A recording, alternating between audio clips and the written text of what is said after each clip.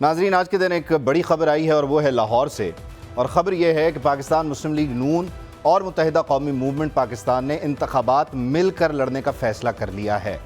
1990 के बाद 2022 में एक बार फिर साथ हुए और अब तीसरी बार है कि ये साथ होने जा रहे हैं। लेकिन ये 3 महीने पहले का इत्तेहाद, इसका ग्रेटर प्लान क्या है? इस इत्तेहाद से पाकिस्तान मुस्लिम लीग नून क्या हासिल करना चाहती है और इस इत्तेहाद से या मिलकर इलेक्शन लड़ने से मुत्तहिदा कौमी मूवमेंट के क्या मफादात हैं, क्या फ़ायदा होगा, क्या नुकसान होगा? वहीं मुत्तहिदा कौमी मूवमेंट के साथ साथ 2018 के इंतखाबात में जो हुआ, जो स्टेटस वो कहते हैं कि गुम हो गया, जो सीट्स उनकी थी वो उन्हें नहीं मिली, वो 2013 की अपनी पोजीशन को वापस लाना चाहते हैं। तो क्या इस इत्तेहाद से वो 2018 का गुमशुदा जो माहौल है वो उन्हें वापस मैसर आएगा? और अगर आएगा तो मुस्लिम लीग नून ने उन्हें श्योरिटी दी है, गारंटी दी है, और अगर दी है तो क्यों दी है? और वहीं इस इत्तेहाद का एक तनाजुर ये भी है कि मुत्तहिदा कौमी मूवमेंट GDA JUI के साथ मिलकर जो देही इलाके हैं या अंदरून सिंध है वहाँ पर पीपल्स पार्टी को टफ टाइम देना चाहती है। और शहरी सिंध में, कराची और हैदराबाद में बिलखुसूस पीपल्स पार्टी मुखालिफ जो वोट है वो MQM कैश करना चाहती है। मुस्लिम लीग नून का उनके साथ हो जाना उन्हें इस वोट बैंक को कैश करने में कितना फ़ायदा देगा? और इससे पहले कि पीपल्स पार्टी पंजाब में आती, मुस्लिम लीग नून ने सिंध पर चढ़ाई क्यों कर दी? पीपल्स पार्टी के मोर्चे में क्यों चले गए और वहां जाकर पीपल्स पार्टी को ऑफेंड करना है या पीपल्स पार्टी को भी साथ मिलाना है?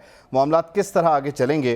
क्योंकि जरदारी साहब कहते हैं कि इस इत्तेहाद को हम खुशामदीद कहते हैं, जी आयानू बिस्मिल्लाह, देखी जाएगी क्या होता है। उन्होंने ये भी कहा है कि इन लोगों से हुकूमत चलती नहीं है, फिर भी हम साथ देते रहे हैं। खैर, मामला जा किस तरफ रहे, इस इत्तेहाद की ज़रूरत क्यों पेश आई, किस तरह से इसको देखा जाए, समझा जाए, इसकी तशरीह क्या है, सादा और आसान अल्फाज में मेहमान मेरे साथ मौजूद हैं, उनसे बात करते हैं, कोशिश करते हैं। अली गौहर बलोच साहब, पाकिस्तान मुस्लिम लीग नवाज से आपका ताल्लुक़ है। अली भाई, thank you so much for your time. Tasneem Ahmed Qureshi साहब हमें ज्वाइन कर रहे हैं, पाकिस्तान पीपल्स पार्टी से आपका ताल्लुक़ है, साबिक़ वज़ीर दाखिला हैं। कुरैशी साहब, बहुत शुक्रिया आपके भी वक्त का। और साथ ही साथ हमें कराची से ज्वाइन करें सलमान मुजाहिद बलोच साहब, मुत्तहिदा कौमी मूवमेंट पाकिस्तान से आपका ताल्लुक़ है। सलमान भाई, बहुत शुक्रिया आपके भी वक्त का। अहमद उवैस साहब भी हमें आज के प्रोग्राम में ज्वाइन करेंगे, माहिर कानून है। सबसे पहले तो मैं आप तमाम लोगों की इजाज़त से सलमान मुजाहिद बलोच साहब से ज़रा ये पूछ लूँ कि ये क्या ज़रूरत थी कि 3 महीने पहले, यानी अभी इलेक्शन शेड्यूल आना है, 8 फरवरी 2024 को इलेक्शन होना है, तो ये इतना जल्दी इस अलायंस का ऐलान कर दिया? और बज़ाहिर ऐसा क्यों लग रहा था सलमान भाई कि आप कराची से जहन बनाकर आए थे, बस उन्होंने पूछा, आपने सर झुकाया और सर उठा के बोला हाँ जी कबूल है? क्यों हुआ ऐसा? औज़ुबिल्लाहि मिनश्शैतानिर्रजीम, बिस्मिल्लाहिर्रहमानिर्रहीम। बहुत शुक्रिया आपका और आपके दोस्तों को और आपके व्यूवर्स को। अस्सलाम वालेकुम। देखें, ऐसा नहीं हुआ कि एकदम से कोई जल्दी में चीज़ें हो गई और हम आए और सर झुका के हमने जो है वो सरे खम तस्लीम कर दिया जो मिजाज यार में आए। मैं इसका थोड़ा सा आपको बैकग्राउंड बताऊँ। उबैदुल्लाह सिद्दीकी साहब के जब 2 हफ़्ता पहले MQM पाकिस्तान ने कराची में फ़लस्तीन यकजहती रैली की थी, जिसमें कन्वीनर डॉक्टर खालिद मकबूल सिद्दीकी साहब ने शहबाज शरीफ साहब को भी जो है वो दावत दी थी। और उसमें भी ये बात तय हुई थी कि आने वाले दिनों में मुलाकात भी होगी और राब्ता रहेगा। और इसी तरह से आपने देखा होगा कि पिछले जो 16 माह का जो PDM का गवर्नमेंट गुजरा, उसमें MQM पाकिस्तान एक अहम इत्तेहादी थी और MQM पाकिस्तान ने उसमें जो है वो वज़ीर आज़म शहबाज शरीफ साहब को कायम रखने के लिए अपने वोटों का इस्तेमाल भी किया। तो सियासत में देखें, मुज़ाकरात के दरवाजे कभी बंद नहीं होते और सियासत में हमेशा जो है वो बातचीत चलती रहती है, टेबल टॉक चलती रहती है और सियासत में टाइमिंग मैटर करती है। अब जबकि पूरे पाकिस्तान में इलेक्शन कमीशन ऑफ पाकिस्तान जो है वो इलेक्शन की डेट अनाउंस कर चुका है 8 फरवरी 2024 को, तो अब ये मुख्तलिफ़ सियासी जमातों में, मजहबी जमातों में, समाजी जमातों में जो है वो राब्तों में तेज़ी आ रही है। आप देख रहे हो कि पूरे मुल्क पाकिस्तान में।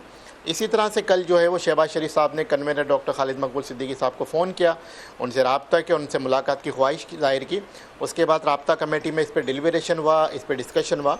उसके बाद जो है वो ये तय हुआ कि हमारा वफ़द जो है जाएगा। और कल आज आपने देखा कि एक आला सतही वफ़द MQM पाकिस्तान का, जिसमें मुस्तफ़ा कमाल साहब, खालिद मकबूल सिद्दीकी साहब, फ़ारूक सत्तार साहब ने नवाज़ शरीफ साहब से जाके मुलाकात की और उसमें जो है ये मुझे सलमान भाई ये बताएं कि आपने कहा कल राब्ता कमेटी का इजलास हुआ, कल राब्ता कमेटी के इजलास में ये चीज़ डिस्कस हुई थी कि हम इत्तेहाद करेंगे या इलेक्शन मिलकर लड़ेंगे, ये कल था? देखें, मेरे ख्याल में मुलाकात तक तो मुझे पता है कि मुलाकात के लिए राब्ता कमेटी ने अप्रूवल दी थी, ठीक है हमारा वफ्द जाएगा। लेकिन देखें लीडरशिप खुद मौजूद है, कन्वेनर मौजूद है, और खालिद मकबूल सिद्दीकी साहब सीनियर डिप्टी कन्वेनर, मुस्तफ़ा कमाल साहब senior deputy convener, Farooq Sattar साहब, और राब्ता कमेटी को एतमाद में लेके उन्होंने ये फ़ैसला किया होगा और उनको सारा इख्तियार दिया हुआ है राब्ता कमेटी ने, कन्वेनर को, सीनियर डिप्टी कन्वेनर को, उन्होंने ये फैसला किया। तो मैं समझता हूँ कि मुल्क के वसीतर मफाद में और अवाम के वसीतर बेहतर मफाद में, क्या खूबसूरती से आपने इस मामले को सलमान भाई समेट दिया।